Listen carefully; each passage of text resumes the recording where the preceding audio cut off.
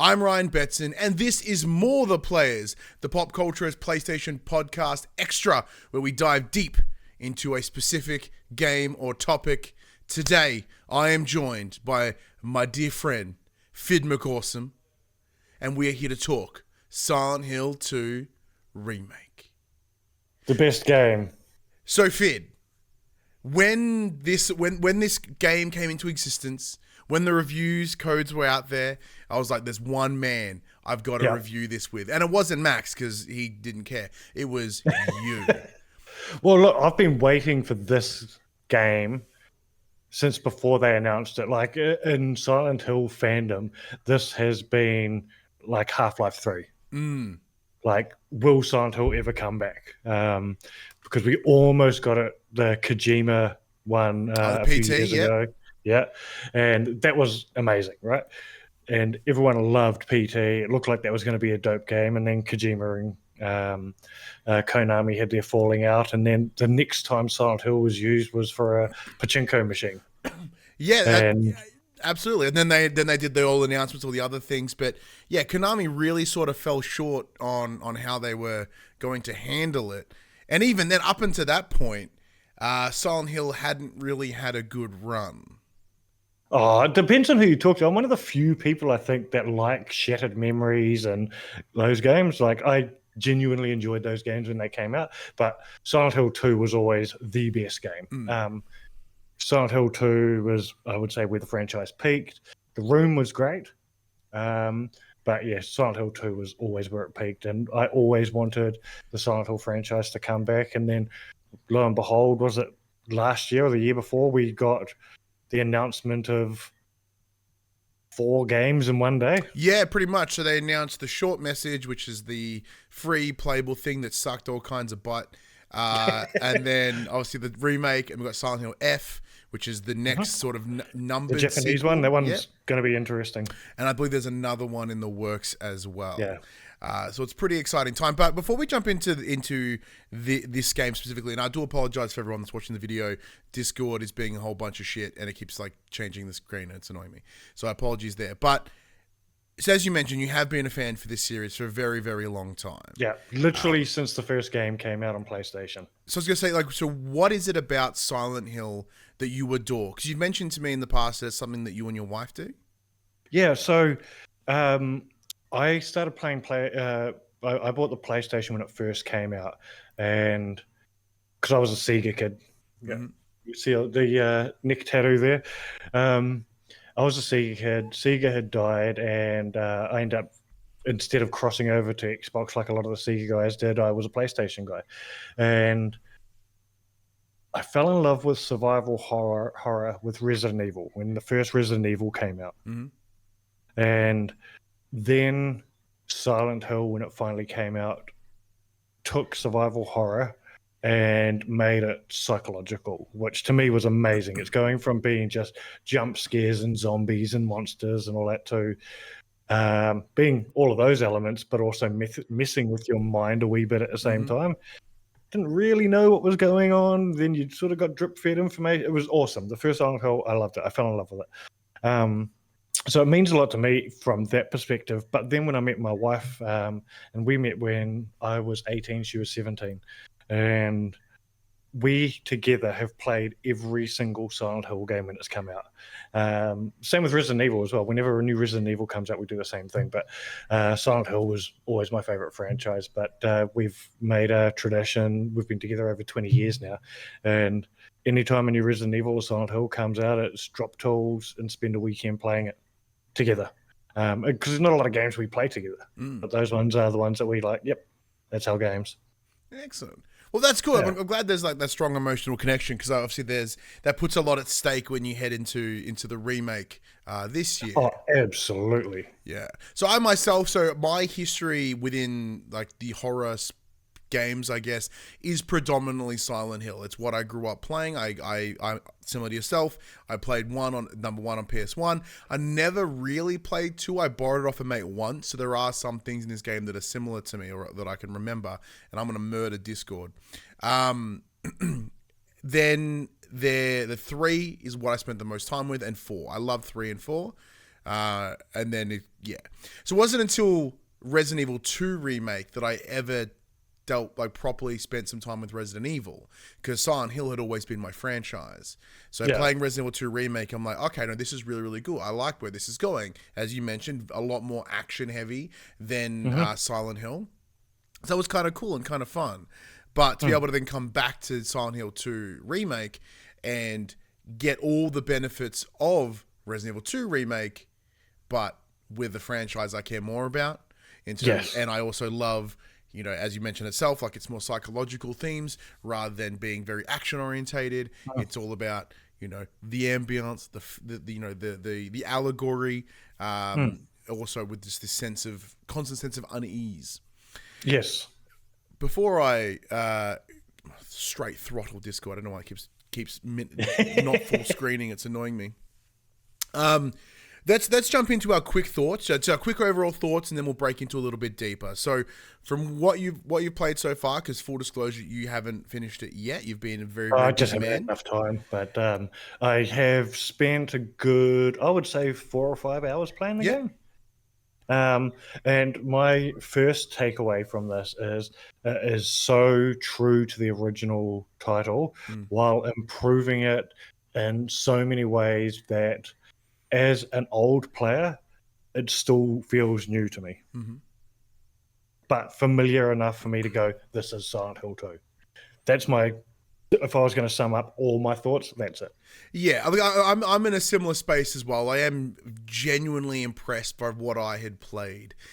It was way longer than I thought it was going to be, because they have extended it compared to the original, which is good and bad. I think it's kind of that weird line where it's good because it gives you more game. It aligns it with a more modern time frame. However, I don't believe the game itself was entirely built to be 20-something hours long.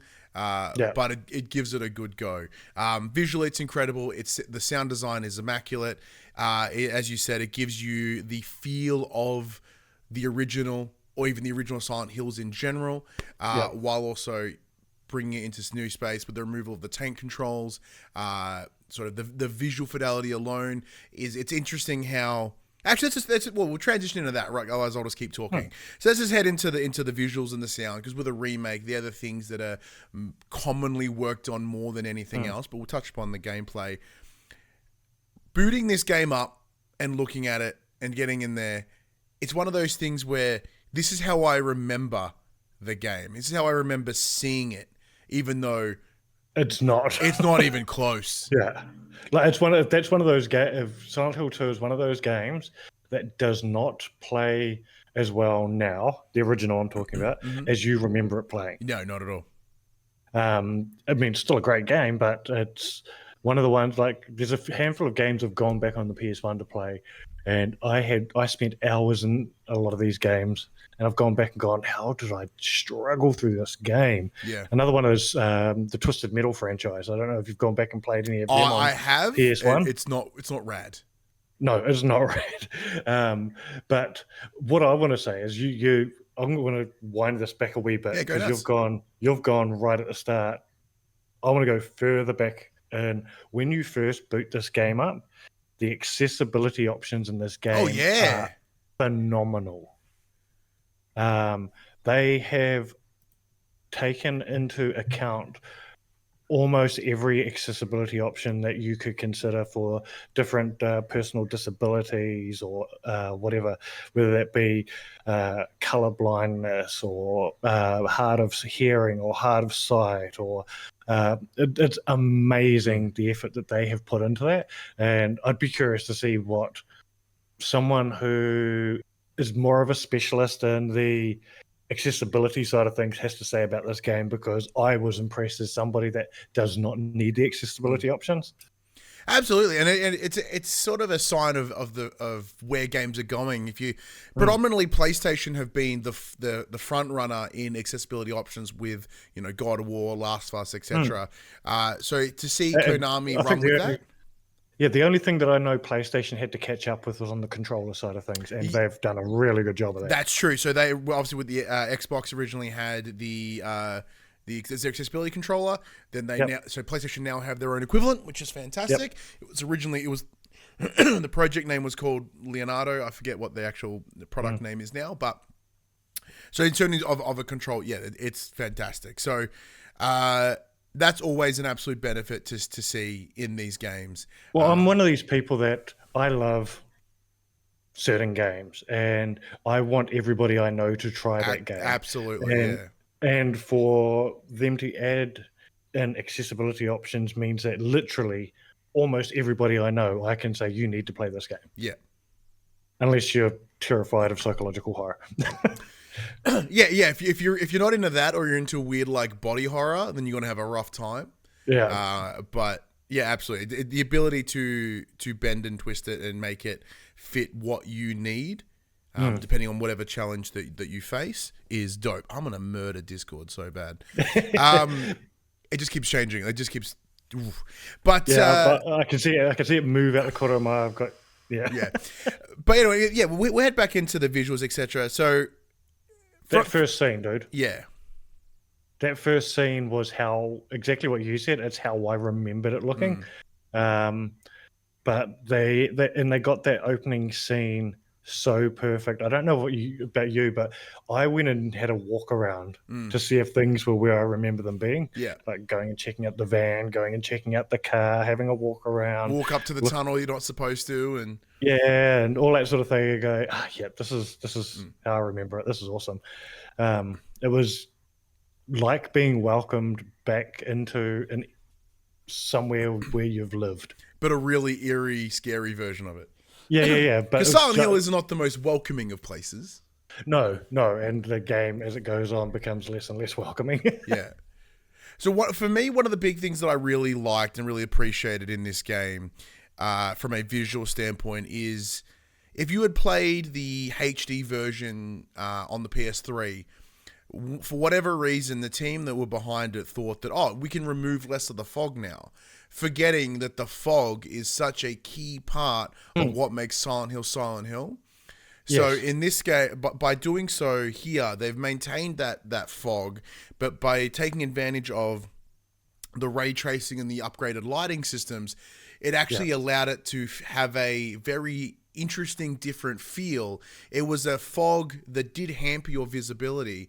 However, it wasn't just a hard wall because the PlayStation 1 or 2 couldn't felt like it had some depth to it. Yeah. And it's funny because the original reason why they created that fog was because the PlayStation couldn't handle a map as big as the render distance just wasn't possible. So so they were like, we'll put fog in and that'll fix it. But it ended up becoming such a core part of the game. I don't know why they would ever consider removing it. Yeah, just bad Konami back then, not really giving all the poos. But however, now they seem to be working in an upward direction, which we much appreciate. But yeah, so with that fog and the lighting, so you'd get those sort of what's the word I'm looking for? Like when a car, like a headlight in a fog, it kind of like softens and disperses a little bit. It's not like I think disperse might be the word I'm looking for. Yeah. But yeah, so it kind of always demonstrated where you needed to go. So there were always street lights or buildings that were lit a particular way, so you weren't lost in the streets. Because one of the things they have changed is they've removed a lot of that fixed camera that we have seen previously. So when you were walking around the streets of Silent Hill, it was behind you, but when you entered buildings in order to control the feel, they did the whole anchor in a corner and you had to wander past, so on. Much the same as Resident Evil. Correct, yeah. So here they've similar to Resident Evil, complete, over the shoulder, third person visual. For someone like yourself who is such a long-term fan, I can only assume you have a strong connection to a lot of those aesthetics. Making that change here, like to meet, as we mentioned, like that modern feel. How are you with that? You cool with it? Dude, that there is, like I said right at the start, they've made improvements. That, to me, is one of the huge improvements that they've made on this game, where they've brought it up to date and made it a more playable game. There's things like, the camera angle being a fixed camera angle behind you. Because I think now, we're like 20-odd years out from the original release. We now have an expectation when it comes to a third-person game.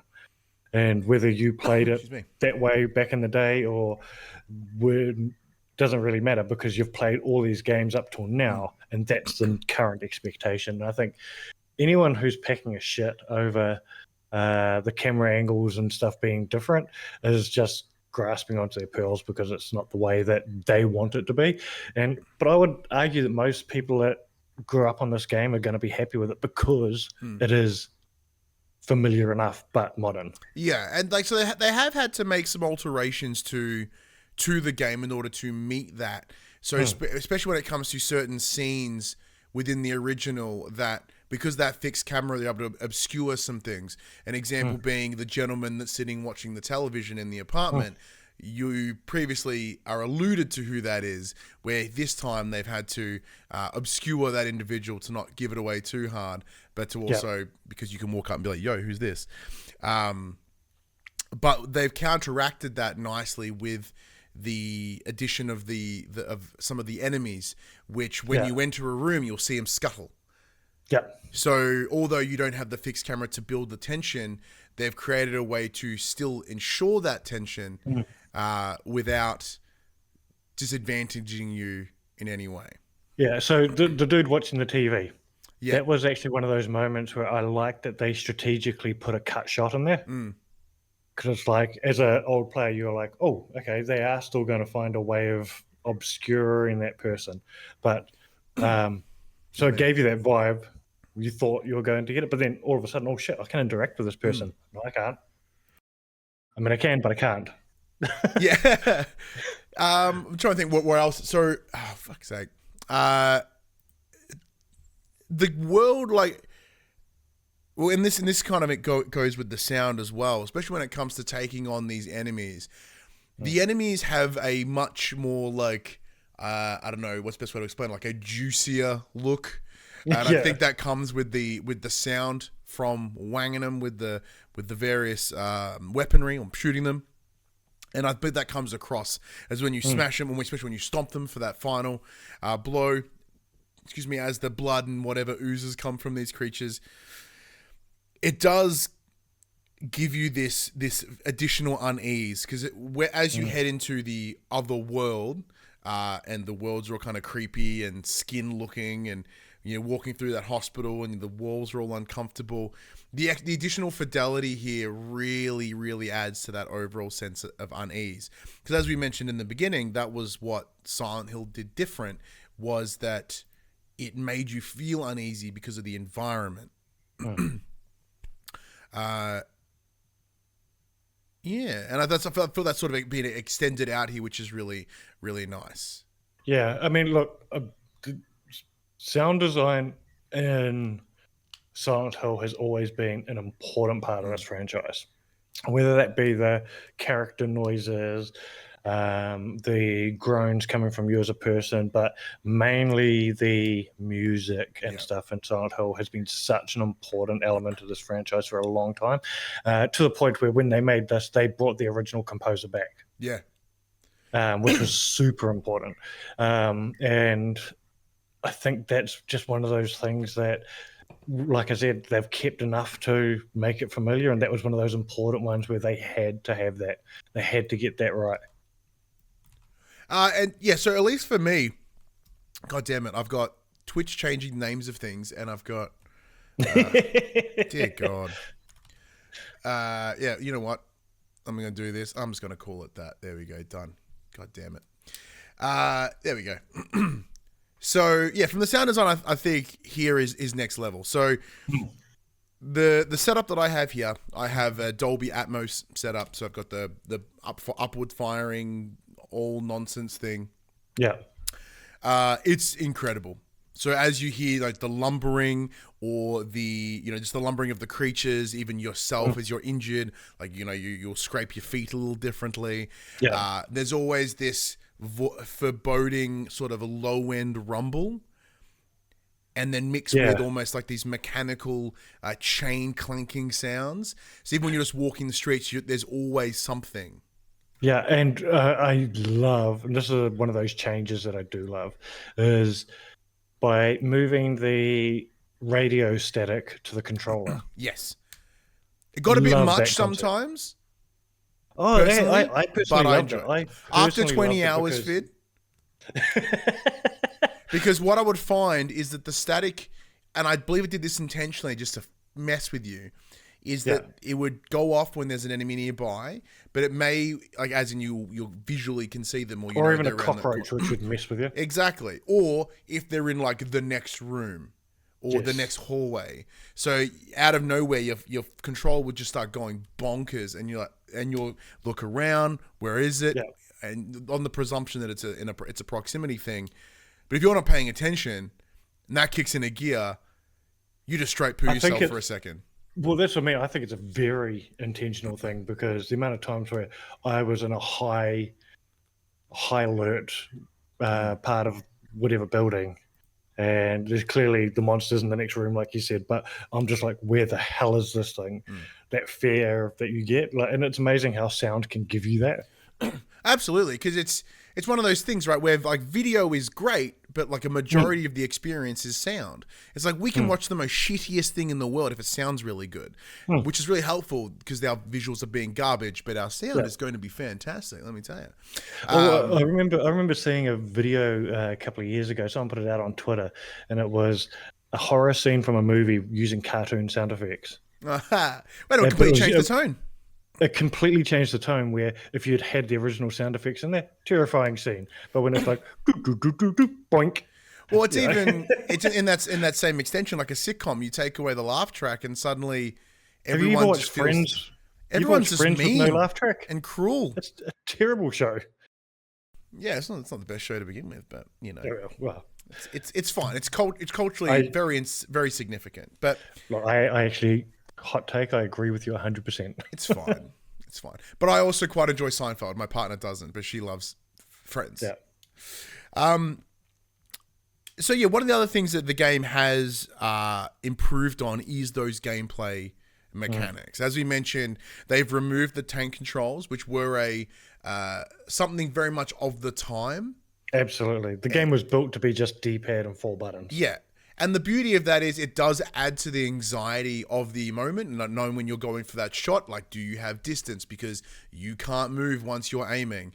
However, I think restrictive gameplay like that to create an emotional tone is very much an old school mentality. Yeah. So one of the greatest things, the first thing I noticed when I booted this game up, and after the opening cutscene that was awesome, I was like, oh my God, I can move freely. This rules. Yeah. Although I got stuck in the toilet. Oh yeah, block. Dude! I just had to go back in. Yeah. And I could not find the door to get out. I actually had to change the lighting settings so I could see the door. Let's jump into that. We went over to gameplay, but I totally forgot. We need to go back. Jesus Christ, is this game dark? Like, it is dark. No matter what you do to HDR settings, it is visual. I had to like bunker down my lounge room to play this game. So it's like curtains, anything, no light, nothing. And then you go to save the game, you get your retinas burned out with the red screen of save. Yeah. So there are moments where, as a result, the game is very difficult to see what you're doing or where you're going. And especially in the later levels, specifically the prison and the labyrinth, when everything is reduced down to your torchlight.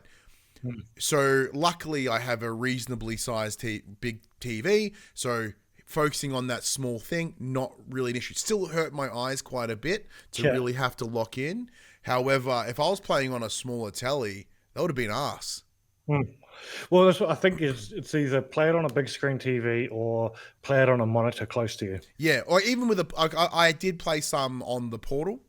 And even then I did have to do the whole, I bring it close to my face just so I can make sure I can see everything. I've currently got a Portal sitting in the checkout at the moment, and I'm like, do I want one? Well, because it's a fancy streaming device, it's kind of we can discuss later because I got things to say. I love my Portal. I've been playing so much Balatro one of the last 3 days. But yes, that's probably one of the big gripes I have is the darkness. Yeah. I think for me, it's part of the game. It always has been part of the game. Oh, absolutely. But at this point, it's so dark that it actively impacts how you play. Yeah. And once again, that feels like that extension of that restriction. Yeah. Yeah. Yeah, well, look, while we're talking about gameplay and changes made to the game, one of the things that I think has massively improved the game is two changes that they have made. One of them being the size of the map. While it's a familiar layout to the original Silent Hill map, they have actually improved the size of it. They've increased the size of the map. And I think that's one of those things that they definitely needed to do because it's a faster paced game movement wise, but also we're no longer limited by the PlayStation 1's limitations now. So, and it does come down to what we expect from an open world game. Even though it's a relatively linear story, it's an open world map still. Yes. So the expectation is still to be able to move around and feel like you could get lost, where I don't think you could do that as much in the original game. So what I like to call a fopen world, where it's like especially because even within Silent Hill, you can't go everywhere at any time. Like it's always restricted, and it's always funneling you into a direction. But there is an open area that makes you feel like you can go wandering. An example is like I went and wandered up to the Silent Hill Historical Society thing like way early, just because I was curious of where the road would take me. So yeah, I absolutely completely agree with that, and especially as you mentioned, like with a smaller map, it does make you can get places easy. That tension is kind of lost. However, they have altered it in another way in that you can now interact with the world a little bit more. In that you can break windows. If there's a car, there's always stuff in there. There are more shops that are open that you can wander into now. Yep. Which is something they didn't have before. Absolutely. And the other big change that they made that I love, and look, it's as an old player, I was concerned that I was going to power through this game fast. Yeah. But which you absolutely did not. No, I absolutely did not, because they've changed the puzzles. There are new puzzles that weren't in the original game, and not knowing how to solve those and it being a genuinely new experience. There's probably a few traditionalists that will probably hate that as a feature, but personally, I loved it because it's like, okay, I'm getting to experience a game I love. But I'm getting to experience it all over again, almost as a new player. Yeah, because I believe they've even changed some of the locations of some of the collectibles to solve said puzzles, which is nice. Correct. Otherwise, it's a little bit too much the same. Yeah, that's what I mean. Like, there's nothing worse than spending $100 and something bucks on a game and then powering through it in 5 hours, right? Yeah. I personally hate that. So being able to say that you're getting your money's worth out of the title, I would completely agree. 100%. Yeah, like if you're someone that equates like time to money, where for me, as I'm getting older and the luxury of what I do here is that I have the accessibility of games all the time. So a game that's like 100 hours long is no longer a selling point for me. If it's 15 hours, 10 to 20 hours, and I can just like have a good time, bingo. Oh, 100%. I remember back in the day when I was reviewing games on the regular. What was the game? Order 7776 or whatever it was. Oh, the Order 1876. I gave that there a glowing review. Well, it's like 6 hours long at most. Because it was a great experience as a game. And I can remember getting slaughtered by our listeners and the people who went to our website because they were like, yes, it's a beautiful game. Yes, it's a great story. But Phid, you have forgotten that you now have the privilege of not having to pay for these games. That is also correct, yes. Right? And I've always kept that in mind ever since whenever I've been talking about games is because, yes, we live in this world where both you and I are privileged enough to be sent games and have access to games early and things like that. So, yeah, it's something that I always keep in mind now is how long is that game going to be, even though I still will, much like yourself, experience of the game, memorable, did I have an emotional reaction to it, all that sort of thing all comes into account. But I've always got to keep in mind other people still do equate time to value for money. Yeah. Or replayability is the Excuse other me. one as well. Oh, absolutely. And with the multiple endings of this game, which has come through from the original, there is, a lot of reason to go and play this again. Just to continue on that puzzle angle, though, very rarely did I feel overly stumped in the puzzles either. There were some times where it's like, oh, I just didn't go through that door. Like you check the map and you see your path. There it is. A couple times I had to pull some walkthroughs, and a lot of that, to be honest, was just time and just like where's the answer? Yeah, I got stumped on one part of the puzzle, and I can't remember which one. Oh, it was the laundry chute. Oh, yeah. No, took a little bit of work because they do even the puzzles themselves are in a linear fashion in that it's like here and then you go here and you happen to find the thing you need. It's very much from an improv perspective, it's this and then this and then this and then this rather than this, therefore this or but this.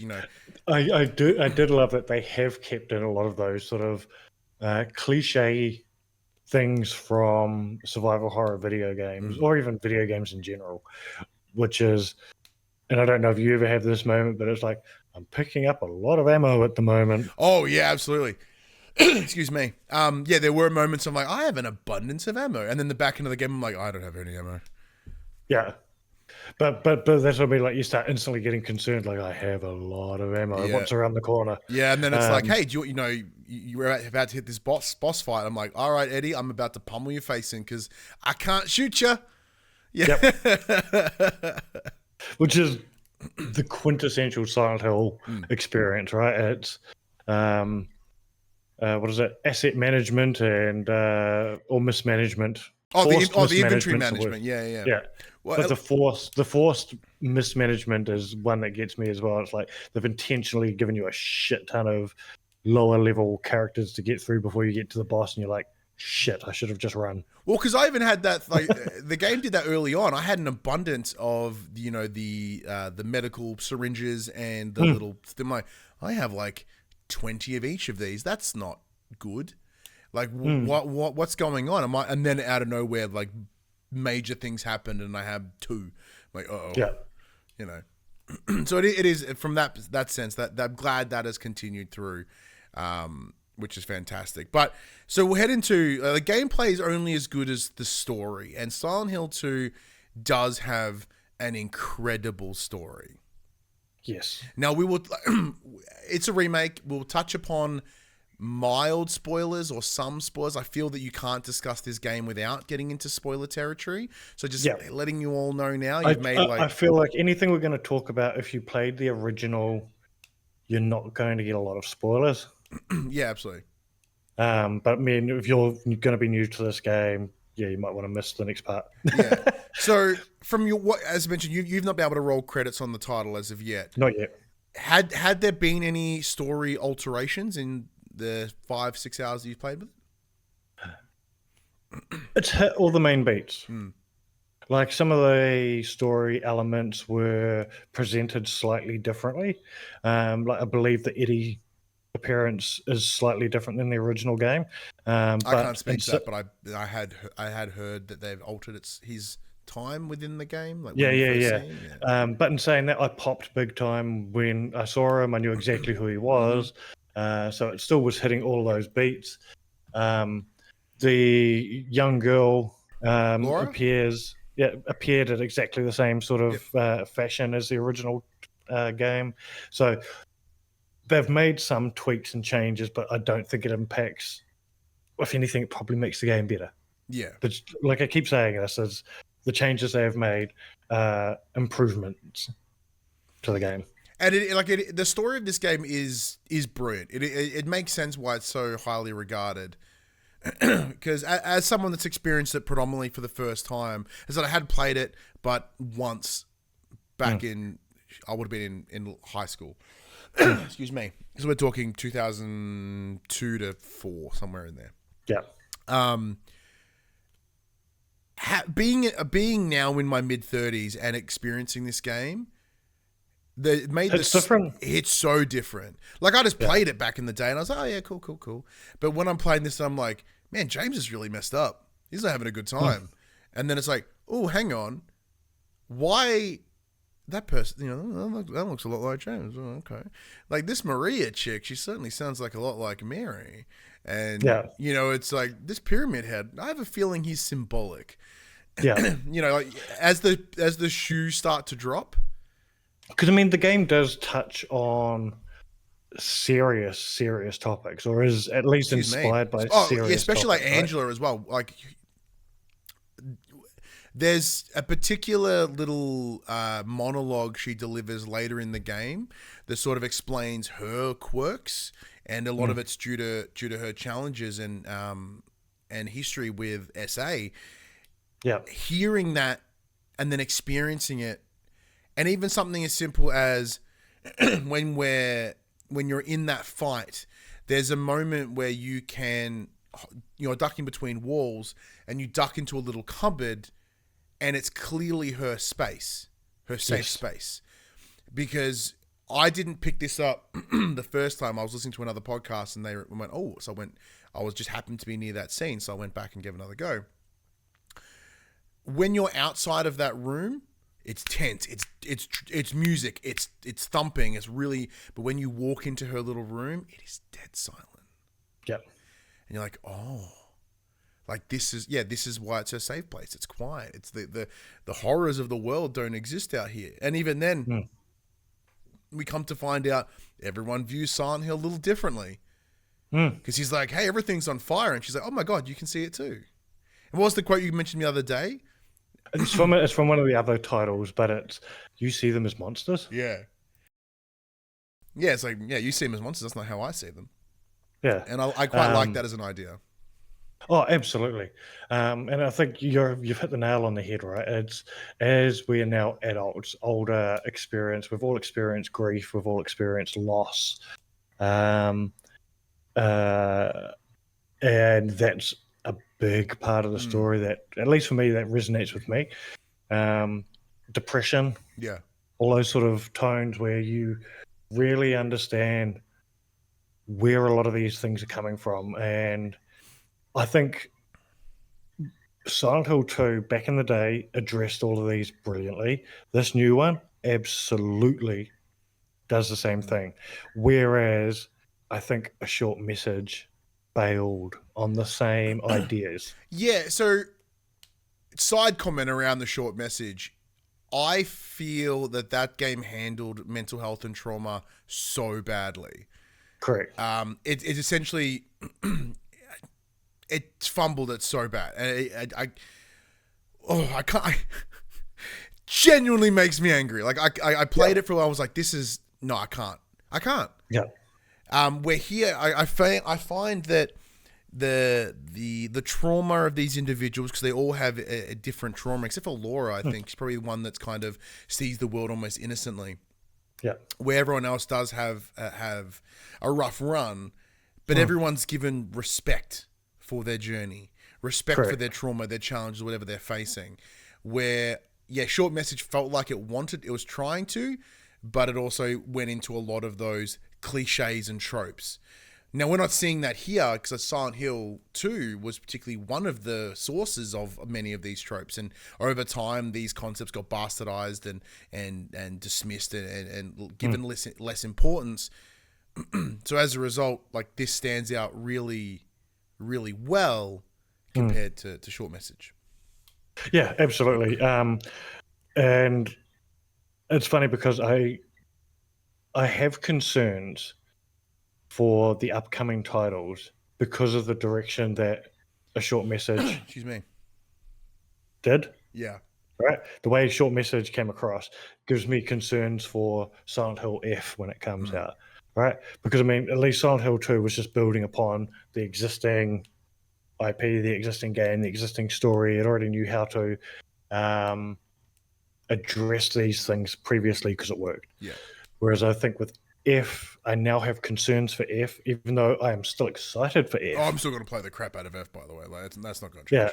Yeah. I'm still excited for F because there's so many different reasons. We can get into that later if you like. But the issues with A a short message, and it's one of those games where it gives you the warning up front about, this deals with topic XYZ. Which that in itself warning. I really appreciate. Like that is a good. I do appreciate that, but even in Silent Hill 2 Remake, they go, "Hey, this game's going to get real fucky. Just heads up." Yeah, and then a QR code to supports, which is even better. Yeah, but this is where my concern is that a lot of people would have played games such as Resident Evil, and gone, "Okay, I handled that."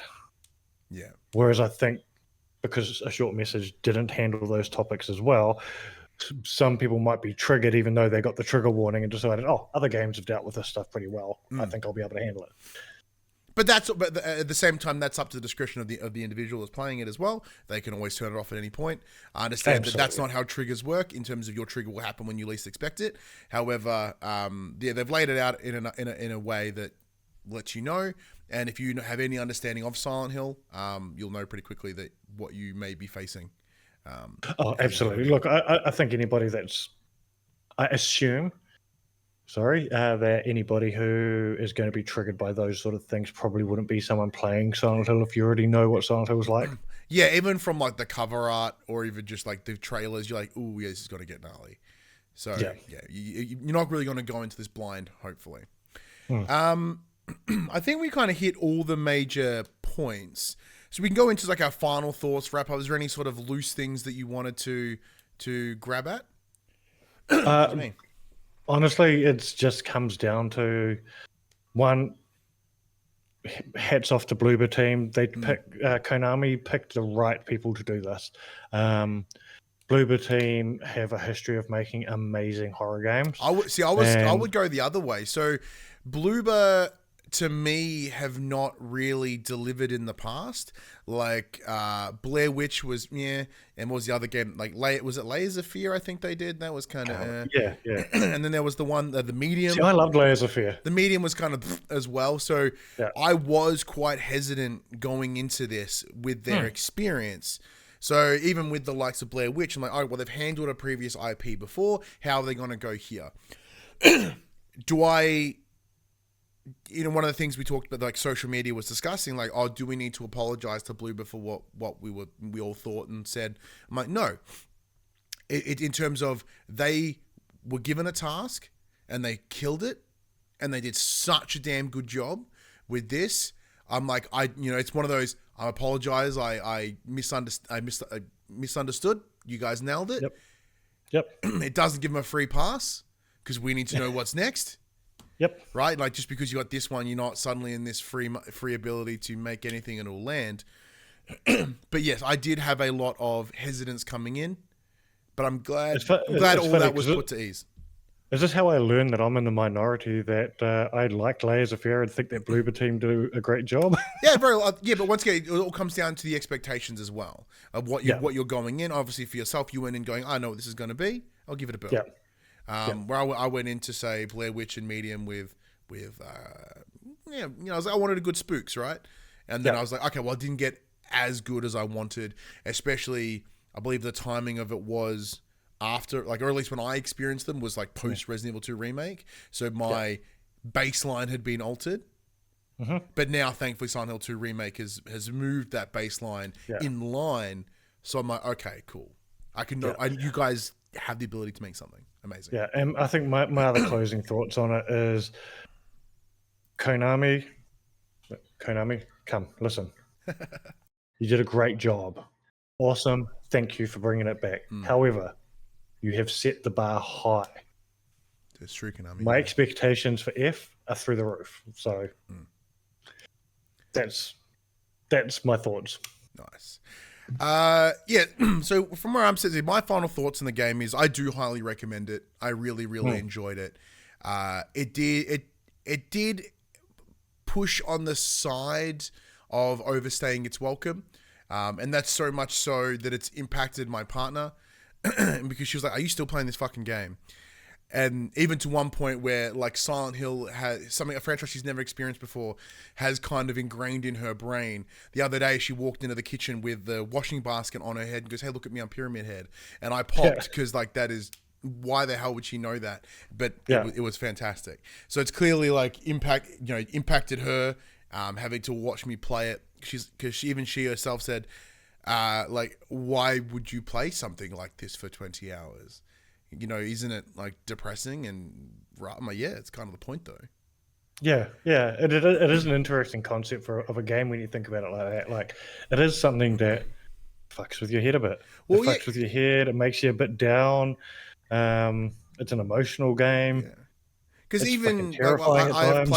played I've played The Last of Us 1 and 2, one in the beginning of 2 with her, and I remember one of the things is she's like, yeah, this is like intense. I'm like, yeah, it's one of those things where games are fun, but they're not always fun.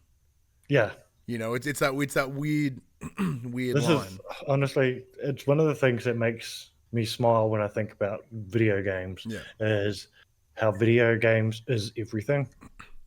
Yeah, And it is. can be everything all at the same time. It's fun, it's stupid, it's silly, but at the same time, it's dramatic, it's emotional. A great story can get you. It's all of those things all at the same time. When you want to play a game, you get to choose what sort of experience you want to have when you sit down in front of your PlayStation or your PC. And the only places to play, by the way, there's nothing else. No other locations. I thought you might respect my omissions. Twas good. Yeah, but to expand on that, as I said, so that it did push its line of overstaying its welcome, mostly because I'm used to a shorter experience with a Silent Hill title. Visually, it's fantastic. It's a drastic improvement from even the HD version, as we mentioned on the PS3. It is imaginably better compared to the PS2. Sound design is immaculate, whether it be from a complete surround sound experience or having it coming from the control, like that static is just constantly keeping you on your toes. The gameplay improvements are small quality of life things that and made it just stacks so much better. Where if I had to play this game for 20 hours still, and it was 10 controls, I would have quit ages ago. I wouldn't have seen this through to the end. So that little detail was great. Expanding on the world, making it feel more lived in as you're able to enter all these buildings. The downside of that, though, and I did mention this earlier, with the expansion of the map, means there's a lot more area to wander through. The game doesn't really want you to wander off to the side. Like it's very similar to old PS1, PS2 design. It's like we've built the world, but you really only need to go where you have to. Like that was one of the the bits of feedback from Max, was that I kept being compelled to wander around, but I'd find nothing. Yeah, and that was kind of taking it away from him. And I get that, but that's one of the fallbacks of the old design. All the beauty of the original story, at least from what I remember, and now experiencing the majority of it for the first time, it's unquestionably one of the best video game stories I've experienced, from a nuance and an ability to touch topics, harder topics that many games won't ever look at or consider. Yep. So that alone is quite remarkable, and Bloober's ability to take that original story, run it through again, do a lot of the voice acting again, I believe. Correct. And a lot of the original voice actors, though. Yes. Yeah. So they're able to bring those actors back for some of the roles, re-mocap everything, so it doesn't feel jank. Sometimes when a remaster, using an example is either Until Dawn or Horizon Zero Dawn, in that a lot of the facial capture wasn't redone, so the lip sync's all weird, and everyone, especially in Until Dawn, everyone's super emotive because they had to do that back then because they didn't have the subtlety that we have now in motion capture. I haven't played the new Until Dawn yet. Oh, it's still very good, but they've removed the fixed cameras as well, and they've made it... I was going to say, I watched the trailer, and the trailer to me looked a bit jank. Yeah, it's good, but the original had like some of the beauties of the original kind of gave it a bit extra. And if you have played Silent Hill before, whether it be 1 or 2, there are nods to 1 in here as well, which is great. There are little collectibles that you can find, little Polaroids, and they do When you work them all out, they do lead to a fan theory that is now essentially confirmed, which is exciting. Oh, I need to Google this. The loop. Ah. Still with the multiple endings that you can experience from the original, I got the leave ending, which is the most common one. And I'm yet to go back and mess with the other ones, but I'm certainly tempted. Yep. But yeah, overall, it was really, really, really good. Will it be in? I know that's what an incredible use of vocabulary there, Ryan, with 4 reallys. Good. Really good. It's really good. Thanks, Ryan. No, it's just that I thoroughly enjoyed my time with it. Will it be in my Game of the Year conversation? It's certainly in like a runner-up capacity. You know, we picked 5. I'm not the winner, but this is what I will say. I think if it doesn't get sound design nomination at the Game Awards, oh yeah, goddamn, it deserves that. Yeah, like audio design absolutely should be in there. But I think there's no point of this game that we haven't covered or turned over or got involved in. It was an absolute blast to play. Just as much an absolute blast to sit here and chat to you, Phid, even with a dodgy Discord. Keep wanting to not be full screen. We've had a longer conversation than I anticipated about Silent Hill 2, but I'm not mad about it. This sounds like every conversation we've ever had. Absolutely. Work and non-work always end in super long times. But yeah, we should also mention big thank you to the team over at 5 Star Games for providing both Phid and I with the review copy of the game. It was nice to relive some youth, but also see it in a new way. But as we wrap this up, Phid, if people had liked what you've had to say here, where can they find you? Oh, look, you can find me on everything at Phid McAwesome, every single platform, same username. And look, I'm going to plug my own podcast. If you're a fan of pro wrestling, you can check us out on the podcast Down Under the Ring. Myself and the Warship talk about pro wrestling almost every week. We're one of the top but most inconsistent pro wrestling podcasts in the world. See, that's the best part. You make up the statistic, you can be whatever you want it to be. Exactly. That's how we're one of the top 3 PlayStation podcasts made in the country. And I know the other 2. I don't know where we sit in that 3, but I know the other 2. But in saying that, we've got some cool interviews coming up if you're into pro wrestling. So absolutely, and you may get the occasional substitute Betson. Exactly. I do wander on in. I don't have a wrestling show of my own anymore, but I do wander on into Down Under the Ring occasionally. Absolutely. I'm like that extra Beatle, you know, just it's good. But anyways, yeah, look, for anyone that, if you did happen to enjoy this conversation and you just stumbled across this, we do a weekly PlayStation podcast called For the Players, the Pop Culturist PlayStation podcast, where my co-host Max and I break down everything that happens within PlayStation, around PlayStation, all jam-packed with personalities and an Aussie perspective for individuals that have, like myself, who's been in the games industry and the games media side for about a decade, where Max is quite new. He's in 4 years, 5 years, not even. So he's doesn't have all the cynicism that I have, which is lovely. It makes the chats fantastic. He's not jaded yet. Not yet. It's getting there. I'm working on it. But either way, that does bring us to the end of our review discussion for Silent Hill 2 Remake. Thank you, Phid. Thank you, everyone, for watching. And we'll see you on the next one. Max, you can have your seat back. Nah.